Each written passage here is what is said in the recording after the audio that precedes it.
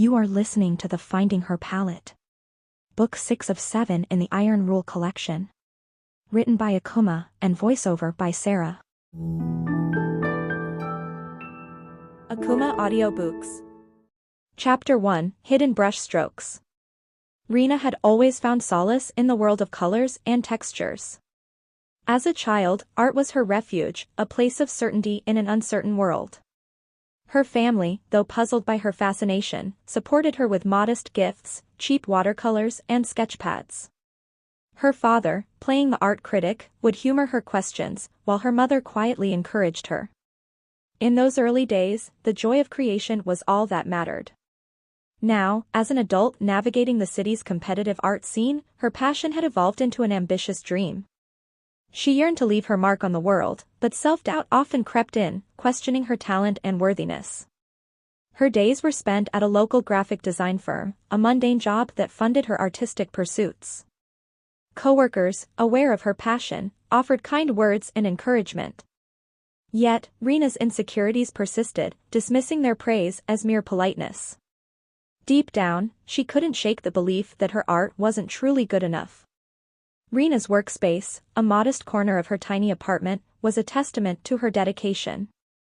A small, second-hand desk, positioned near the lone window, was a chaotic haven, overflowing with the tools of her trade, paintbrushes in jars, half-filled sketchbooks, and tubes of paint spilling from a worn shoebox.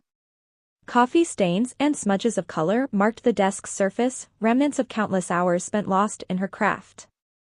It was a sanctuary, albeit a cluttered one, where she found solace and inspiration.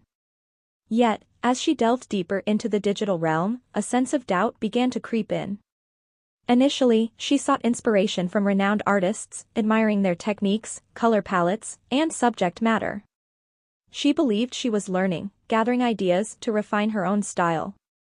However, as she scrolled through their meticulously curated social media feeds, a darker reality emerged.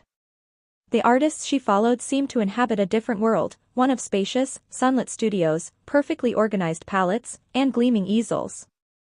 Their work was celebrated in gallery shows, their faces beaming with pride as they posed with adoring fans. It was a world she felt increasingly distant from, a world where her own humble workspace and budding talent seemed insignificant. The numbers became a constant source of comparison. Every post garnered hundreds, sometimes thousands, of likes and comments, filled with praise for the artist's talent, creativity, and brilliance. Rena, with her small handful of followers, mostly friends and family, felt a growing sense of inadequacy. Each time she shared her work online, it felt like casting a message into a vast, indifferent sea. As her adoration for other artists deepened, it morphed into a nightly ritual of self-doubt. Her once vibrant sketches now seemed plain, her paintings messy and unpolished.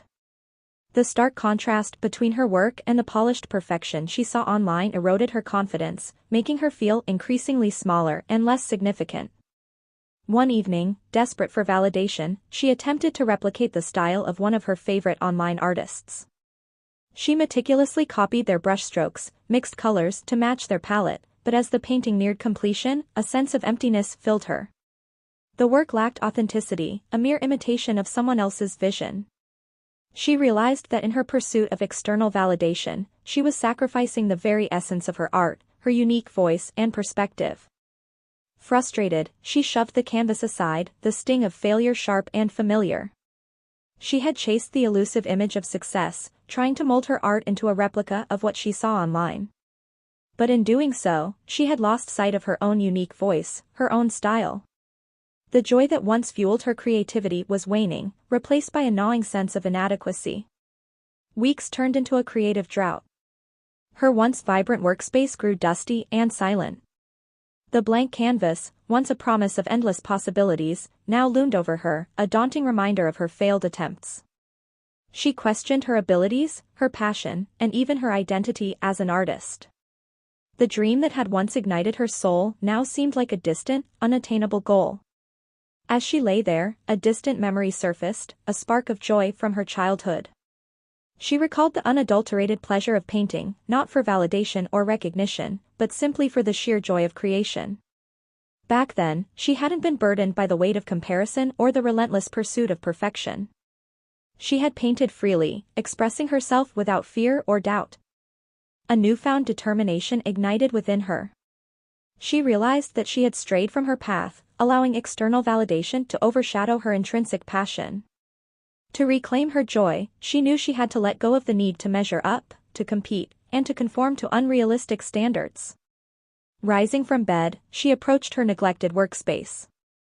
As she picked up a brush, a sense of familiarity and comfort washed over her. She began to paint, not for the approval of others, but for herself, for the sheer love of the craft. The colors flowed onto the canvas, imperfect and unfiltered, a true reflection of her soul. In that moment, she rediscovered the essence of her artistic journey, authenticity, individuality, and the unwavering pursuit of personal expression. As dawn broke, Rena stepped back from her painting, a small smile tugging at her lips. The piece wasn't perfect, but it was hers. And for the first time in a long while, that was enough. Akumah Audiobooks. You have reached to the end of the chapter. Click next and continue listening to Akumah Audiobooks. This story consists total of 7 chapters, as such 7 videos. Refer to channel playlist for better experience and sequence. Subscribe.